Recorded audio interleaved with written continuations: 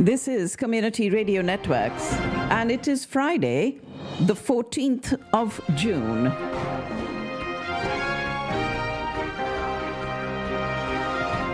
We'll get you all the information that you need now to take on the day today, right here at Community Radio Networks. Let's start with the world news coming up for you next.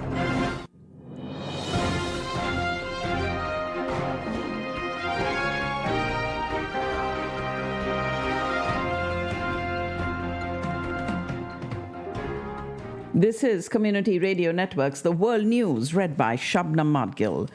Pope Francis has just arrived at the G7 summit, and he is going to voice his concerns about generative AI, using his moral authority and star power at the G7 summit to bring attention to the dangers of AI, which lacks human compassion. Pope Francis is set to address the G7 summit in Italy, a first for a pope to discuss his concerns about the rise of artificial intelligence. The Argentine pope himself has experience with the power of AI, as a deepfake photo of him with a white puffer jacket went viral last year. He'll be joining the ranks of several countries and global bodies calling for stronger regulations for AI after the boom of generative technologies, starting with OpenAI's chatbot ChatGPT, and generative AI can create text videos in order on the basis of prompts by people from an existing database of knowledge.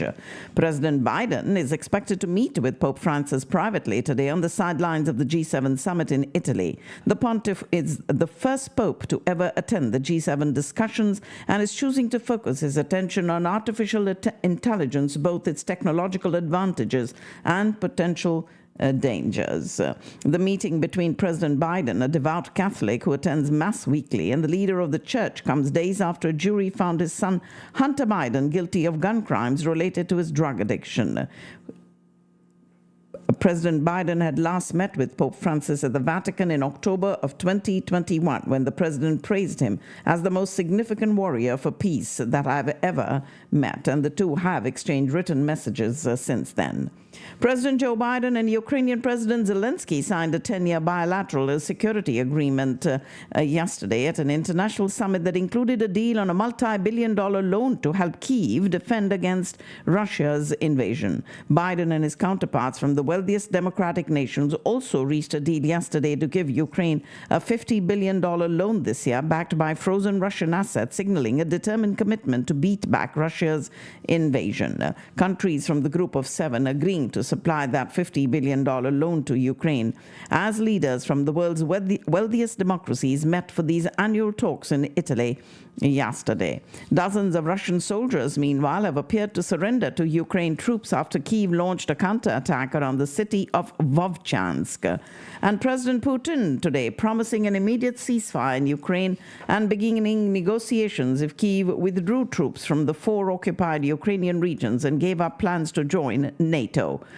We will do it immediately, said the Russian leader in a speech at the Russian Foreign Ministry in Moscow. His remarks come amid the G7 summit in Italy, where the Group of 7 industrialized nations are meeting as we speak. The 71-year-old Russian leader speaking on the eve of the summit in Switzerland, where more than 90 countries and organizations are set to discuss a possible path towards peace in Ukraine, where the war has been ongoing since 2022. Russia has not been invited and has dismissed the gathering as a waste of time. At present, Russia controls nearly a fifth of Ukrainian territory in the third year of the war. Kyiv has said that peace can only be based on a full withdrawal of Russian forces and the restoration of its territorial integrity. President Putin promising today to immediately order that ceasefire in Ukraine and begin negotiations if Kyiv started withdrawing troops from the 4 regions annexed by Moscow in 2022 and renounced plans to join NATO. A peace summit for Ukraine opening in Switzerland tomorrow. Russia, of course, won't be part of it. Switzerland hosting scores of world leaders this weekend to try to map out first steps towards peace in Ukraine. Even though Russia, which launched and is continuing the war, is not going to take part. Meanwhile, Russian soldiers have surrendered after a Ukrainian counterattack, and Putin says West theft of Russia's assets will not go unpunished. NATO will assume a greater role in the coordination of arms supplies to Ukraine, according to the alliance taking over from the United States in a bid to safeguard the aid mechanism as NATO skeptic Donald Trump bids for a second term as U.S. president. These efforts do not make NATO a party to the conflict, but they will enhance our support to Ukraine to uphold its right to self-defense, as said NATO Secretary General Jens Stoltenberg to reporters in Brussels. Ivan Gershkovich, the first American journalist to be arrested on espionage charges in Russia since the Cold War, will stand trial in the Russian city of Yekaterinburg after prosecutors formally accused him of spying for the CIA. The Russian Prosecutor General's office said it had approved the indictment more than a year after he was first detained, and if convicted, he faces up to 20 years in prison. Russian prosecutors said they had sent the case of the detained U.S. reporter Ivan Gershkovich into court after concluding he had been collecting information for the U.S.'s CIA about a Russian tank factory. He's 32 years old, was arrested last year in the Urals city and on charges of espionage that carry up to 20 years in prison. The main successor of the FSB, the agency to the KGB, said it had caught him red-handed trying to obtain military secrets. Muslims from around the world started the Hajj pilgrimage in Saudi Arabia today, with authorities expecting 2 million people to gather this year amid sweltering heat. After circling the Kaaba, the stone cube-shaped holy building inside the Grand Mosque in Mecca, pilgrims head to the nearby Mina Valley, where they will spend the night in a massive tent city. And on the second day, they head to Mount Arafat, around 20 kilometers east of Mecca, where they stay until sunset in what is considered the peak of the Hajj pilgrimage. Muslim pilgrims have been streaming into Saudi Arabia's holy city of Mecca ahead of the start of the Hajj today, and this has been going on the entire week. An Israeli court has confirmed and extended for 35 days the government's shutdown of Qatar-based television news channel Al Jazeera. And the U.S. military has said it destroyed 2 Houthi patrol boats, 1 uncrewed surface vessel, and 1 drone over the Red Sea in its latest effort to degrade the capabilities of the group. Some Gazans have also called on Hamas to do more to secure an agreement for a ceasefire deal in the region. Israeli helicopters continue, though, to strike Rafah, and residents said with fighters reporting street battles in the southern Gazan city as President Biden called Hamas the biggest hang-up to another truce, blaming Hamas for the delay.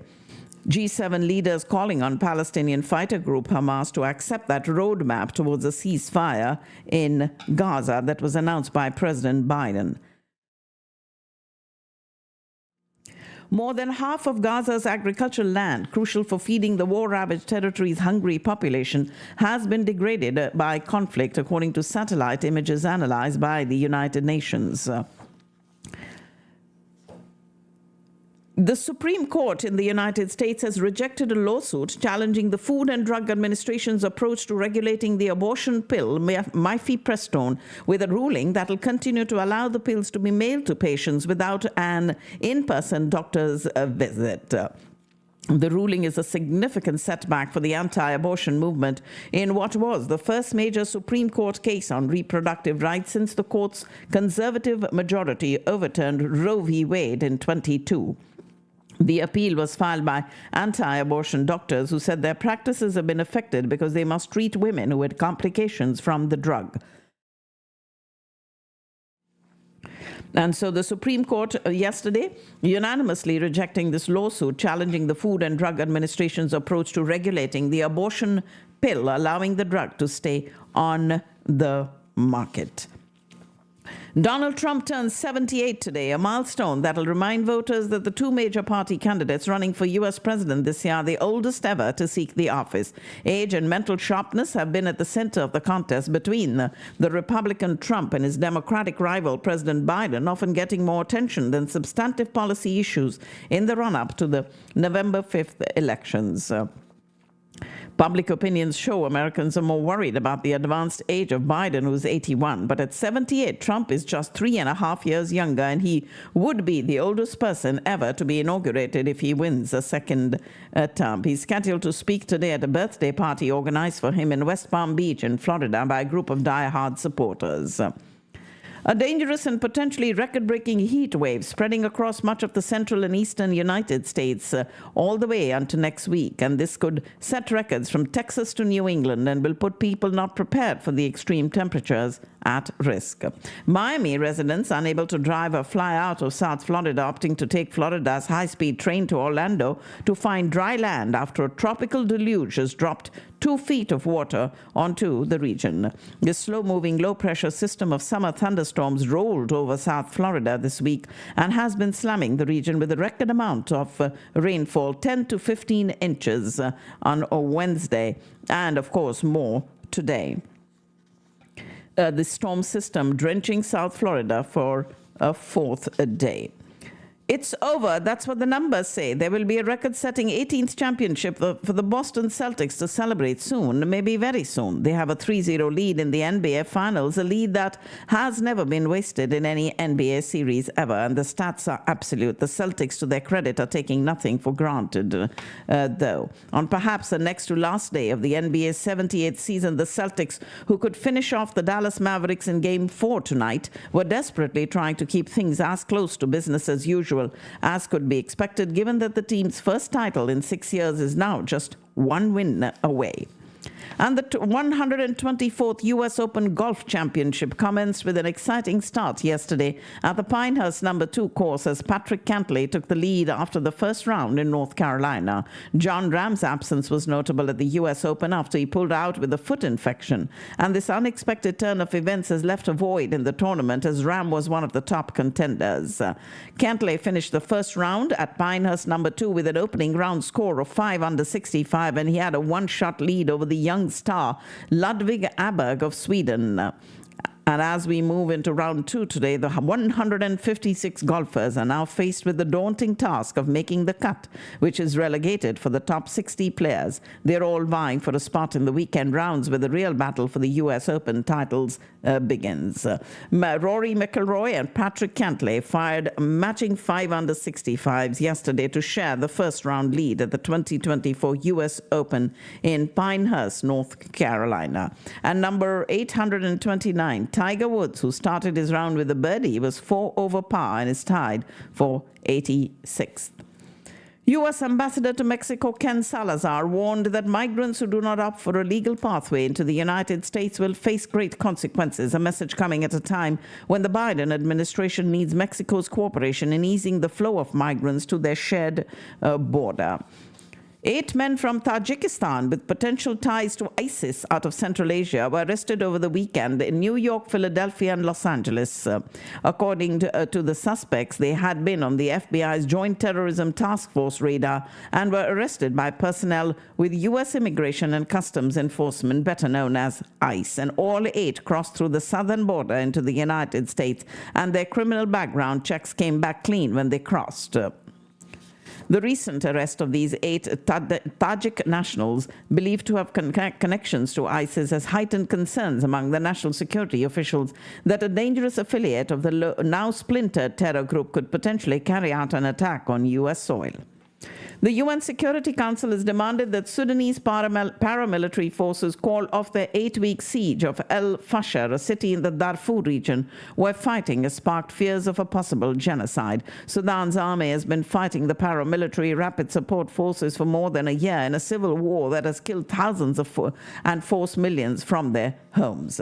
South Africa's main opposition party, the Democratic Alliance, says it has agreed a deal with the governing African National Congress to form a government of national unity, and this comes after weeks of speculation about who the ANC would partner with after losing its parliamentary majority for the first time in 30 years in last month's elections. The leader of South Africa's second biggest party has said today it will back Cyril Ramaphosa for president, almost guaranteeing he would be re-elected in parliament for a second term.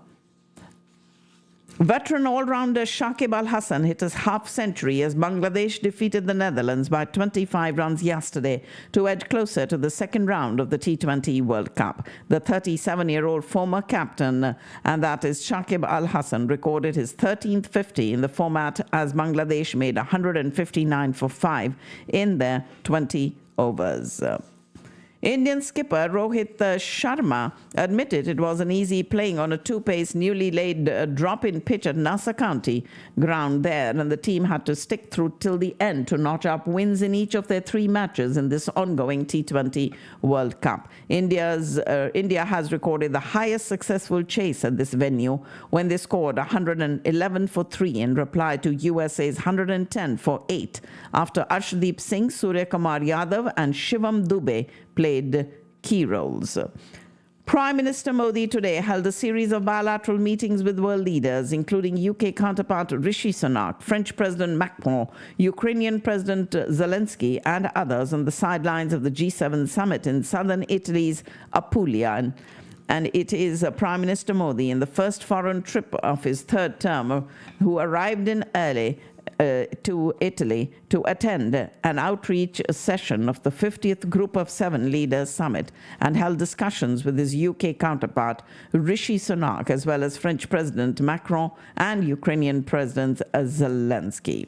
He and French President Macron agreed to intensify strategic defense cooperation with an increased focus on the Make in India initiative, while emphasizing that a strong bilateral strategic partnership is crucial for a stable global order.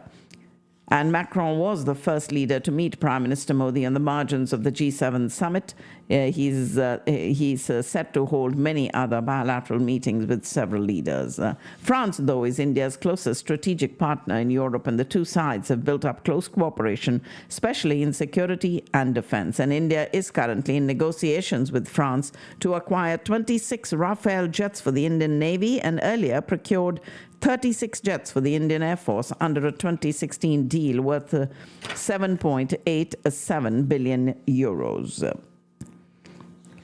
Coffins carrying bodies of the Kuwait fire victims have landed in Kochi. The mortal remains of the Kuwait building fire victims from Kerala, Tamil Nadu, and Karnataka are being received in Kochi. The Indian Air Force aircraft will then leave for Delhi with the bodies of the victims from other states.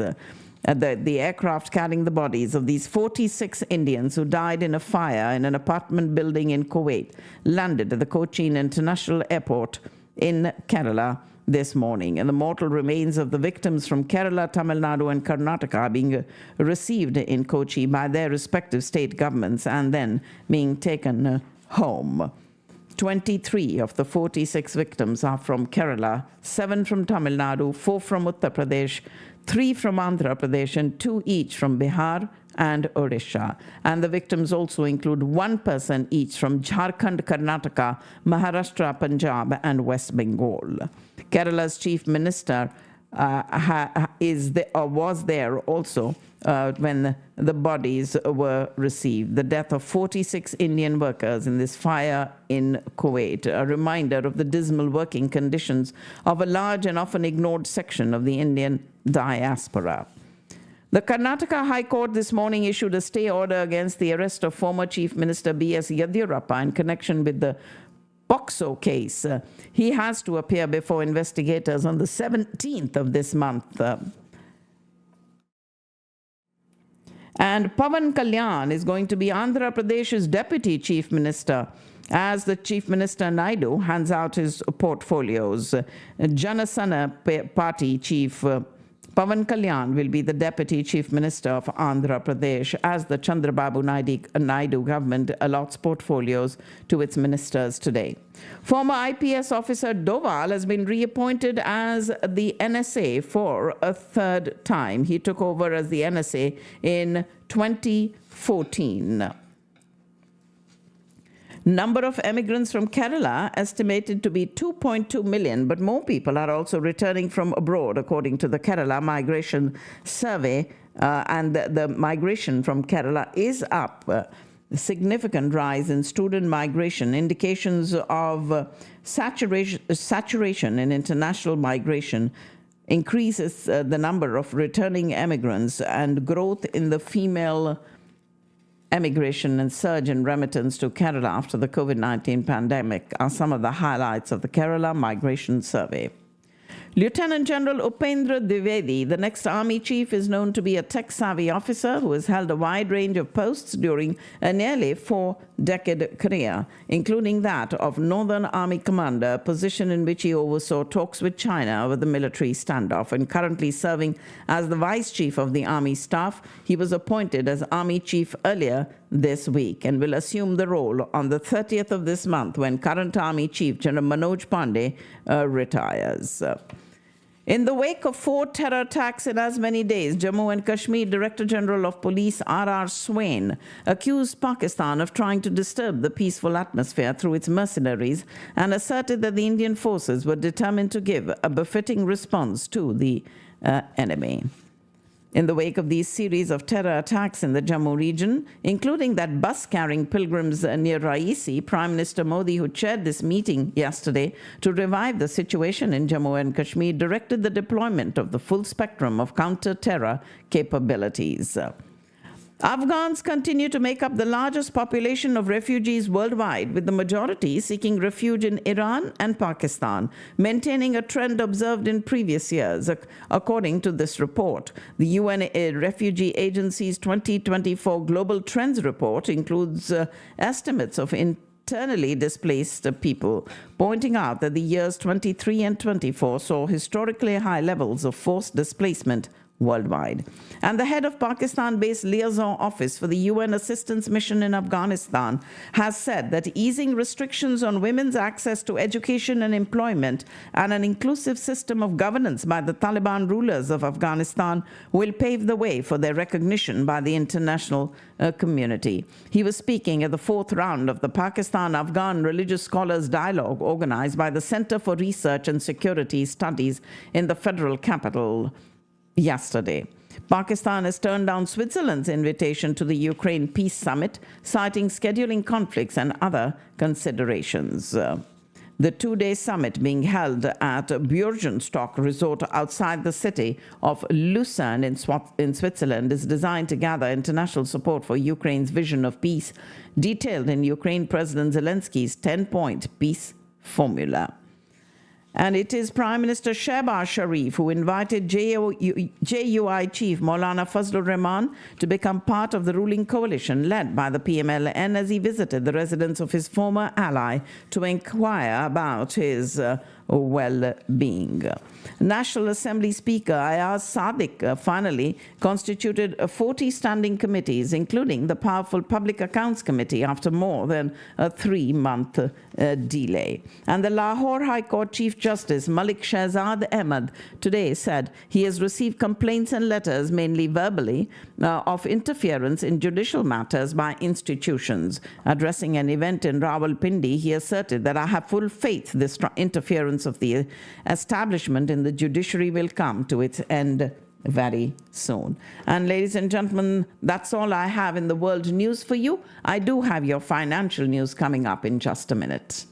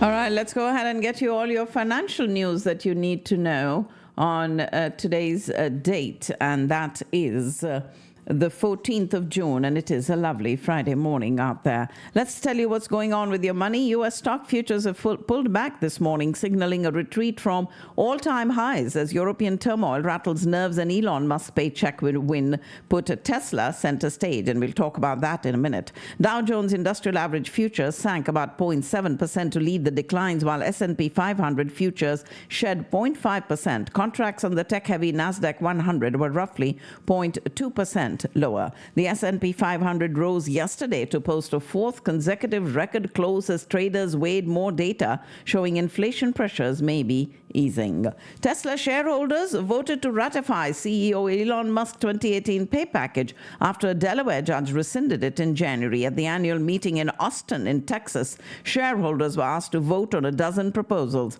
Tesla shares rose 2.9% yesterday after Musk said shareholders were on track to approve his pay package and a resolution to move the company's incorporation to Texas. Texas shareholders yesterday voted for this at Tesla's annual meeting in Austin.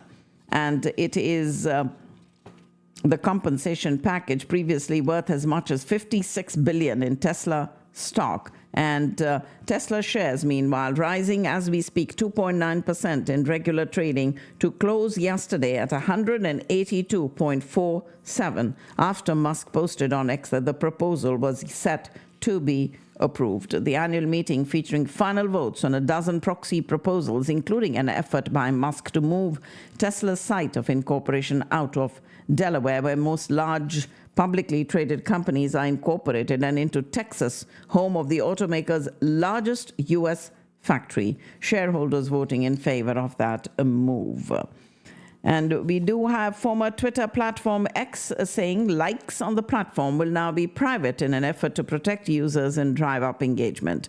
And with this change, which includes the removal of the likes tab on a profile page, users will no longer be able to track the likes of other users to figure out their interests or political leanings. Apple announced this week that new artificial intelligence capabilities are launching in beta this fall, and its market share leaped up by $312 billion, making it the second most valuable company in the world. Now that Cupertino has unveiled its AI plans, the relationship between frenemies, Apple and Google, just got a little more complicated. That's because the sometimes gadget rivals work as partners when it comes to search and online advertising. Adobe Inc. shares are set for their biggest gain in about 4 years after projecting strong future sales for its creative products, suggesting customers are adopting the company's new artificial intelligence-based tools. Visa's and MasterCard's proposed a $30 billion antitrust settlement to limit credit and debit card fees for merchants is in peril after a New York judge signaled she was preparing to reject the accord.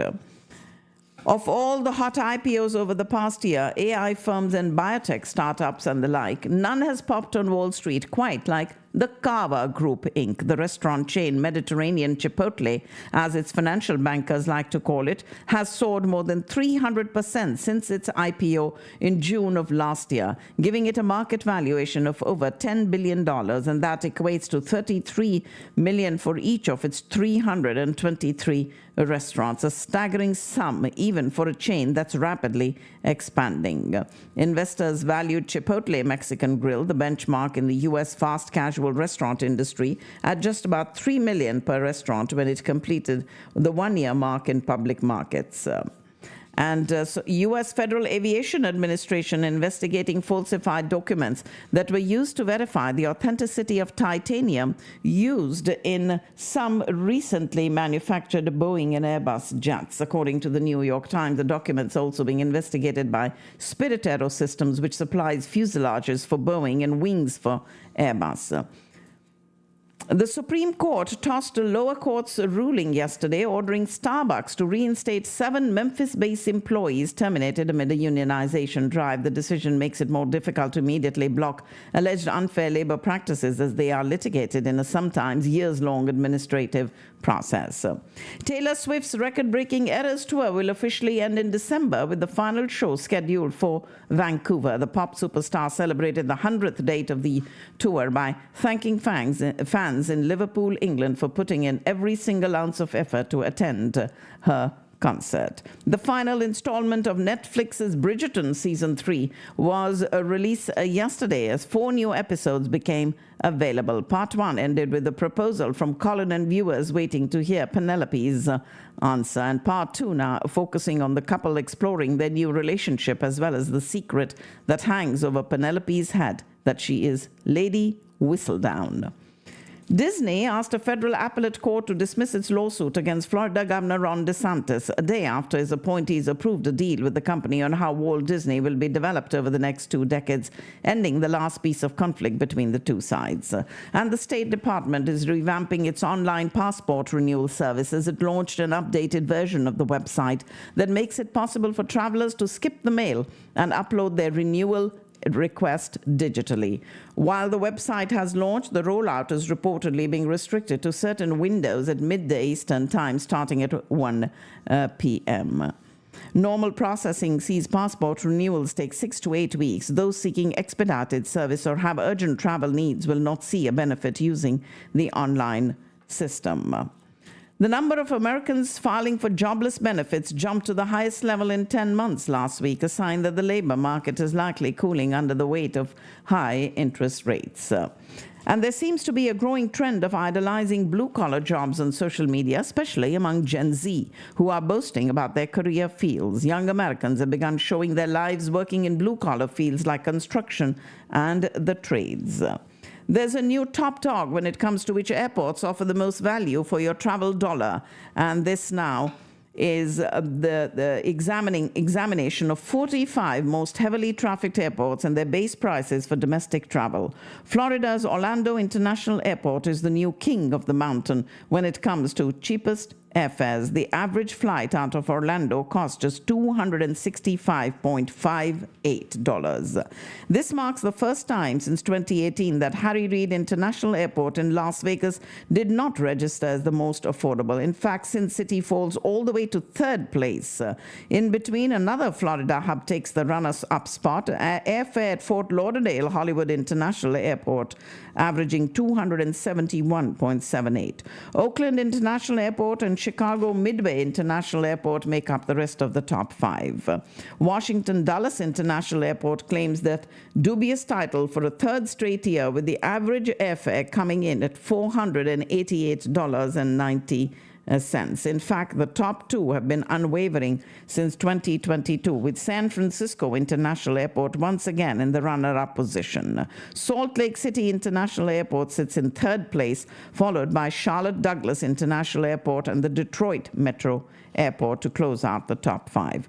American Airlines flight attendants are picketing outside of DFW International Airport, and they started that yesterday and say they're closer to a strike than they have been in more than 30 years.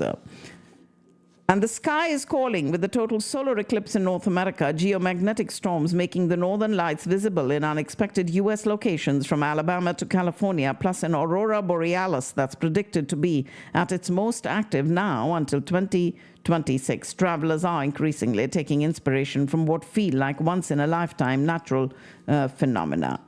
Skygazers are rejoicing, and so Finnair airline has added Helsinki to the bird of flights for tourists to discover Norway's midnight sun, where the sun never sets in the summertime. Microsoft plans to invest 6.69 billion euros to develop new data centers in Spain's northeastern region of Aragon, which is becoming a major cloud computing hub within Europe. And investors swiftly rebuked French President Macron's snap election call as it ignited warnings of a further deterioration in the nation's finances and even fears of a fresh euro crisis. 4 years after the U.S.-Mexico-Canada trade agreement was adopted, Mexico and the U.S. face a common concern: the prospect of cheap Chinese electric vehicles dominating a fast-growing market and undermining regional car makers like GM, Ford, and Tesla in that process. The yen fell and Japanese sovereign bonds advanced after the Bank of Japan said it would reduce debt purchases but delayed providing details until its next policy meeting. South Korea's Hyundai Motor is looking to dilute a stake of up to 17.5% in its India entity's IPO. The car maker plans to file draft papers today, and the report added that it aims to raise $2.5 billion to $3 billion via the initial share sale. Hyundai is India's second biggest car maker after Maruti Suzuki India, and the company did not respond immediately to a request for comment that Hyundai may dilute up to 17.5% stake in IPO, likely to file draft papers today. The IPO will be the first by an automaker in India in over 20 years since Maruti Suzuki went public in 2003. India is Hyundai's third largest revenue generator after the US and South Korea, opting for an IPO capitalized on a growing market potential in India. We do have Wipro's acquisition of a $500 million contract from a leading U.S. communication firm, marking a significant milestone for the company, underscoring Wipro's strong market position, technological prowess, and ability to secure and execute high-value international contracts. And this deal is set to positively impact Wipro's growth trajectory and strengthen its presence in the competitive IT services market. Vodafone Group is likely to offload its entire $2.3 billion stake in Indus Towers through block deals next week. I beg your pardon, Vodafone currently owns 21.5% of mobile tower operator Indus via various group entities, valuing that investment at $2.3 billion as of stock price today. Vedanta shares have risen 78% in 3 months. Bajaj Housing Financing is filing for a DRHP for a 7,000 crore rupee IPO with SEBI. And Hero Motor Corporation, BHAIL and BDL shares may be upgraded in the upcoming recategorizing. Shares of LIC-owned penny stock Integra Essentia closed 5% higher today, and the stock hit upper circuit for a 5th day in a row. The GST Council is meeting on the 22nd of this month and to take up amnesty scheme exemptions for shipping, airlines, and budgeting. We do have luxury home prices in Mumbai and Delhi seeing an 11% hike this year. And global rating agency Moody's today said that the country's weak debt affordability drives high debt sustainability risks, as it noted that the government spends more than half its revenue on interest payments. And this news has come out today as we do the financial news from Pakistan. The government is expected to pass on the impact of lower international prices to consumers with a cut in the rates of petrol and high-speed diesel. The Pakistan Stock Exchange today gained more than 1,000 points in intraday trade to hit an all-time high of 77,000 just a day after the trading floor witnessed the biggest single-day gains. And the Pakistan Tax Bar Association has criticized the increase in taxes on salaried individuals and sales tax as oppressive. The government in Islamabad has raised the sales tax rate to 18% from 1% on raw materials used in producing pharmaceutical active components and goods, which is expected to spike drug prices. And while the people are still trying to gauge the real impact of the new budget on their lives, an interaction with the man on the street revealed that 40% Pakistanis living below the poverty line had a feeling the government had left them to fend for themselves.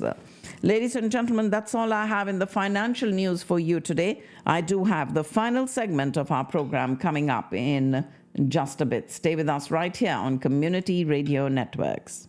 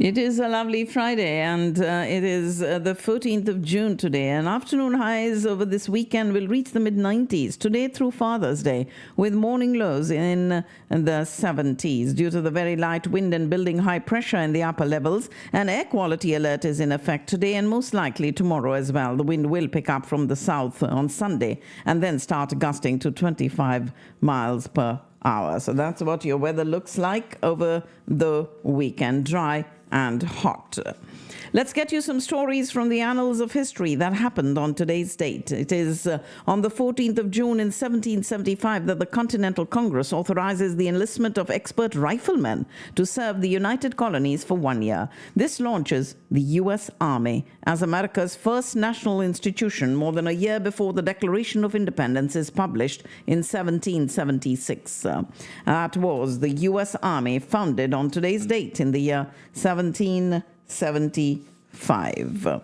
And then on the 14th of June in 1777, during the American Revolution, the Continental Congress adopts a resolution stating that the flag of the United States be 13 alternate stripes, red and white, and that the Union be 13 stars, while in a blue field representing a new constellation. The national flag, which became known as the Stars and Stripes, was based on the Grand Union flag, a banner carried by the Continental Army in 1776 that also consisted of 13 red and white stripes. According to legend, Philadelphia seamstress Betsy Ross designed the new canton for the Stars and Stripes, which consisted of a circle of 13 stars and a blue background, and at the request of General George Washington. Historians have been unable to conclusively prove or disprove this legend. It was Congress adopting the Stars and Stripes on today's date in 1777. And on the 14th of June in 1877, the first Flag Day observance was held on the 100th anniversary of the adoption of the Stars and Stripes.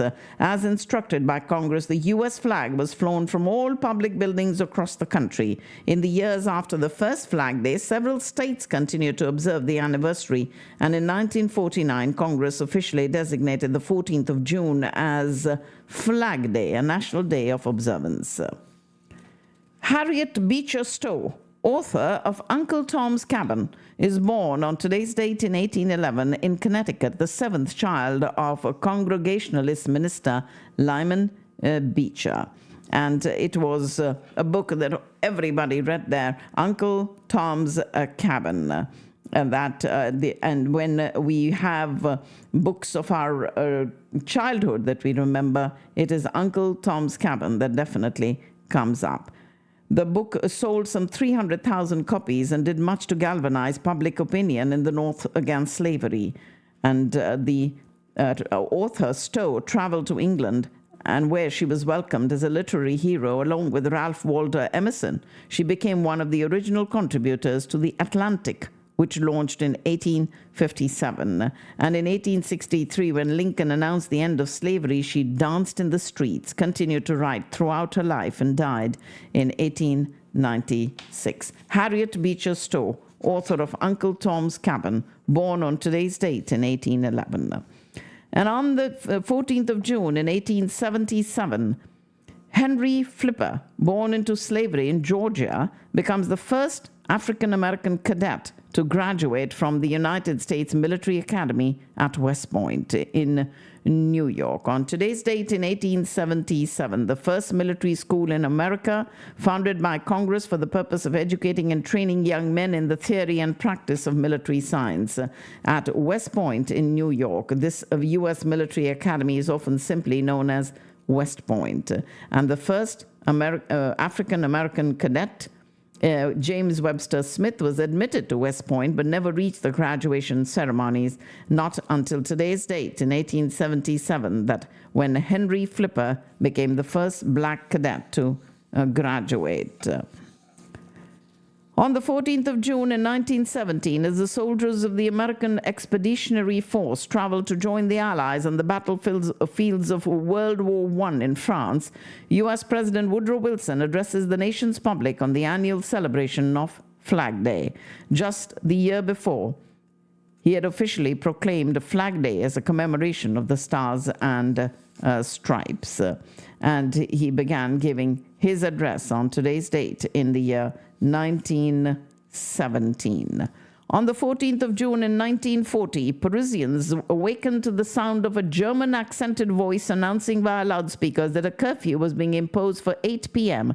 that evening as German troops enter and occupy Paris. British Prime Minister Winston Churchill had tried for days to convince the French government to hang on, not to sue for peace, that America would enter the war and come to its aid.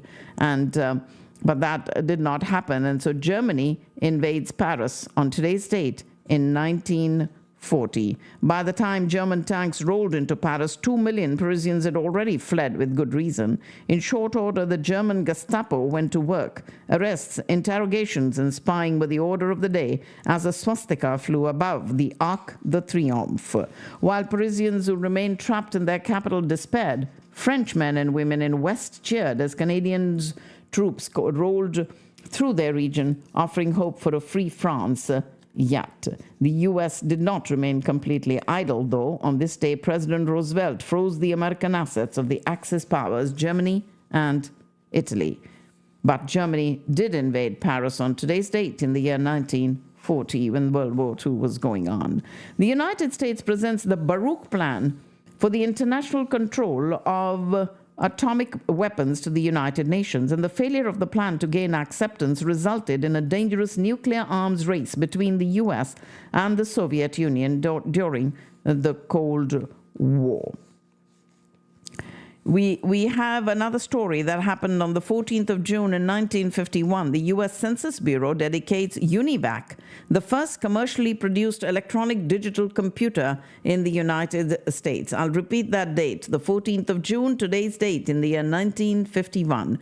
UNIVAC, which stood for Universal Automatic Computer, was developed by a team of engineers and the first general-purpose electronic digital computer. These giant computers, which used thousands of vacuum tubes for computation, were the forerunners of today's digital computers. But it was the first digital computer that was commercially produced on today's date in 1951.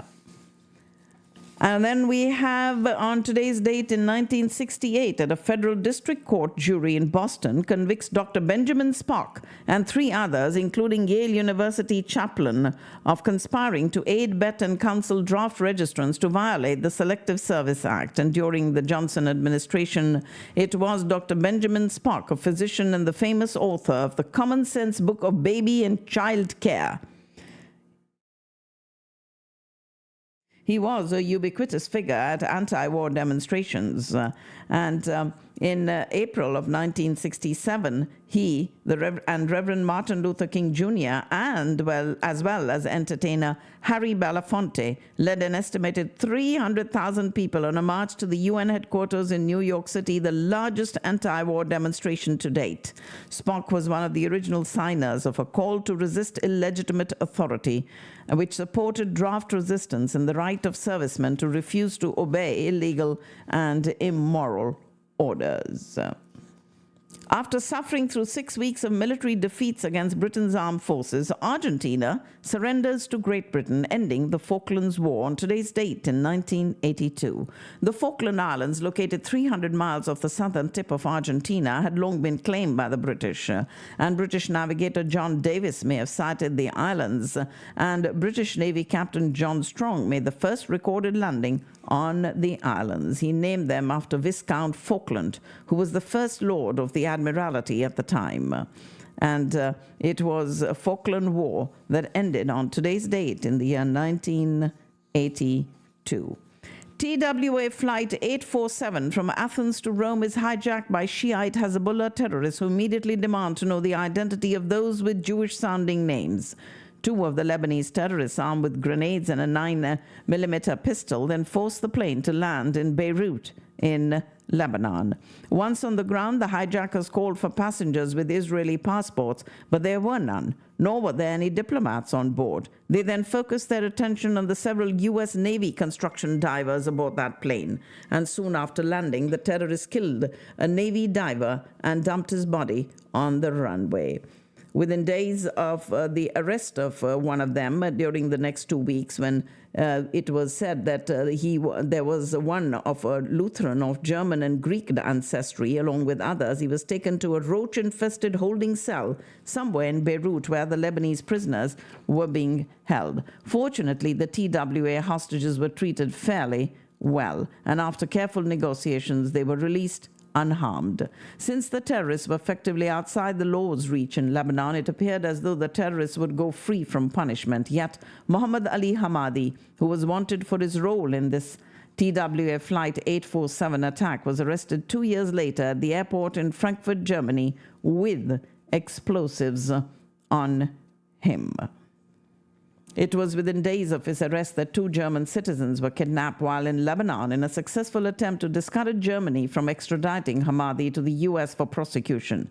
Germany decided to try Hamadi instead, and he was convicted and sentenced to life in prison, the maximum penalty under German law. Released on parole in 2005 after serving 19 years, and since then the U.S. has unsuccessfully petitioned for his extradition from Lebanon. Despite unconfirmed reports that he was killed by a CIA drone in Pakistan in 2010, he remains on the FBI's most wanted terrorist list, along with his surviving accomplices.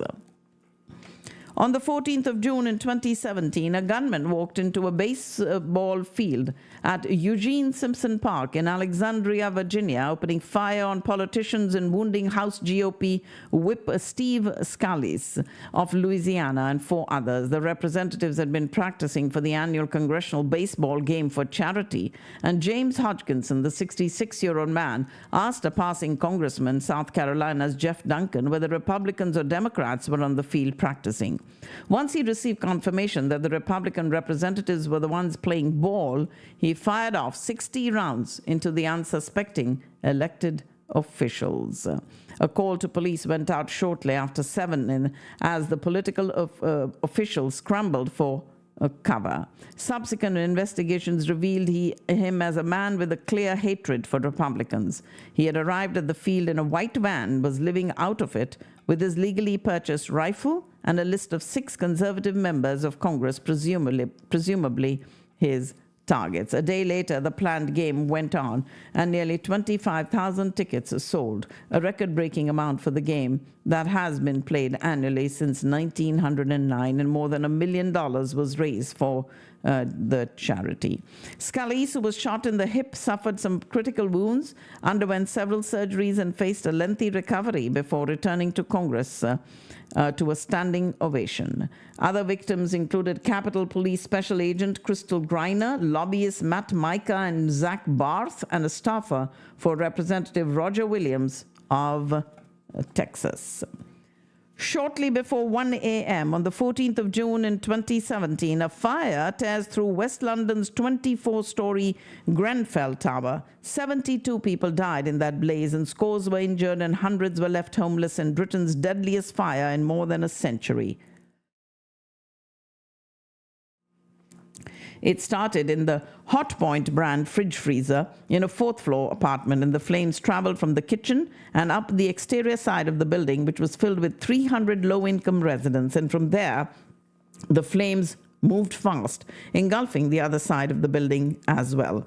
Firefighters soon arrived, but the fire quickly reached the top floor, and by 2 a.m., the fire was declared a major incident. That a BBC investigation also found that the fire department was not even properly trained or equipped to fight that blaze. Challenges such as low water pressure and radio problems hindered their efforts, while equipment like a tall ladder was either lacking or had not arrived before the fire. A year later, the remains of that tower were illuminated to mark the anniversary of this disaster, where 72 people died on today's date in the year 2017. I have thanks going out for support of community radio networks to Discount Power, to Houston EB5, the Ahluwalia Law Offices, the Wyndham Hotel in Irving, Digital X-Force, Kinzer Law, My Kolachi, Ruchi Palace by My Kolachi, Shri Vimal, Vimal's Venue, Eggholic in Irving, Mystic Mandala, and Flash Brush Productions.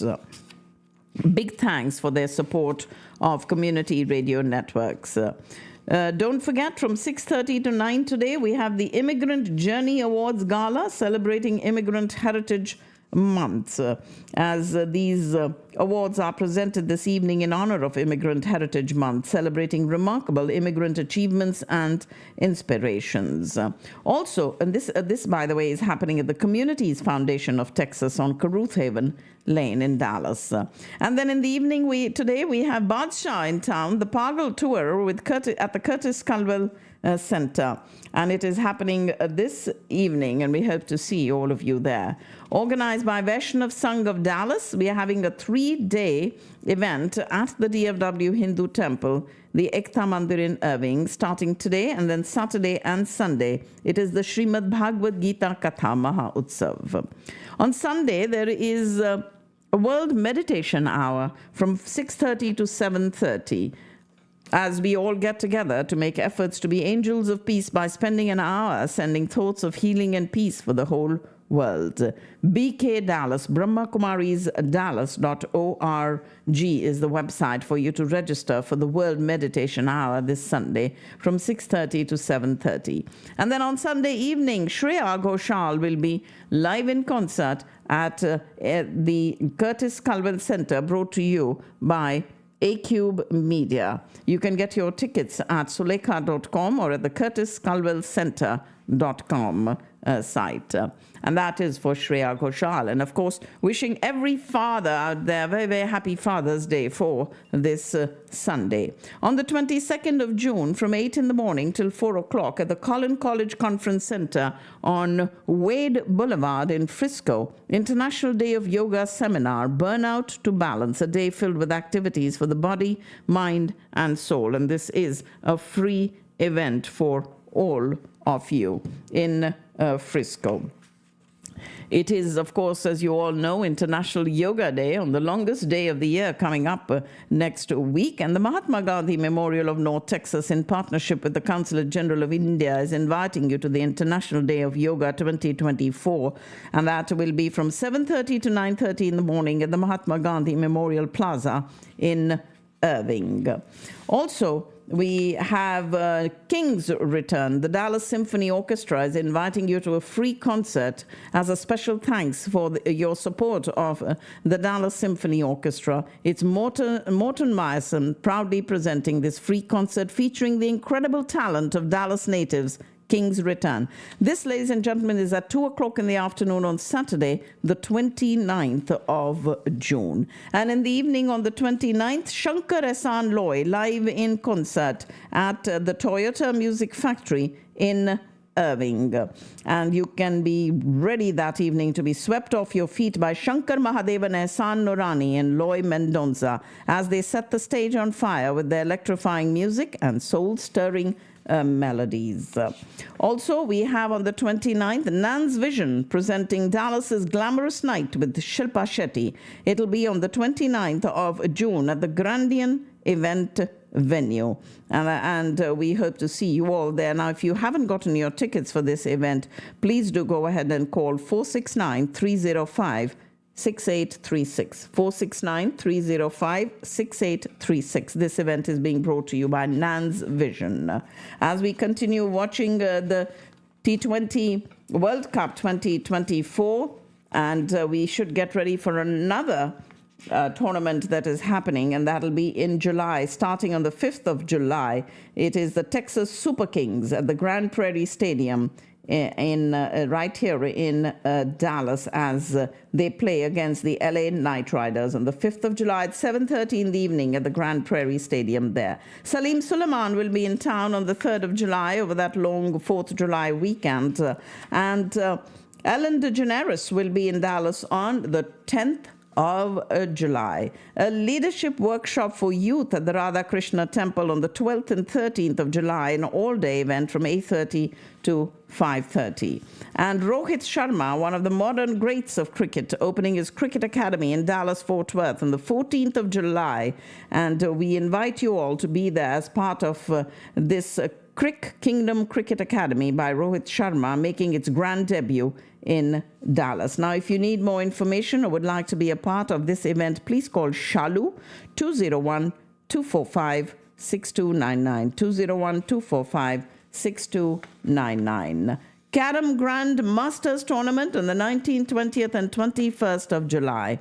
A program called Yade with the songs of Kishore Kumar, Lata Mangeshkar, and Muhammad Rafi on the 10th of August. And please save the 22nd of August for the U.S.-India Chamber of Commerce's Wellness and Workplace Conference, and the 31st of August for celebration of India's Independence Day, Anand Bazaar on the 31st of August by the India Association of North Texas. In September, Sister Shivani will be here on the 8th of September from 2 to 4 in the afternoon. And Mughal-e-Azam, we have about 4 shows of Mughal-e-Azam coming up, 13th, 14th, and 15th of September. And again, as we get closer to these dates, we will have more details coming up for you. That's your social calendar as it stands on this 14th day of June. And that, ladies and gentlemen, is also my show for today. Those of you who would like to get in touch with me directly, my number is 214-675-1754.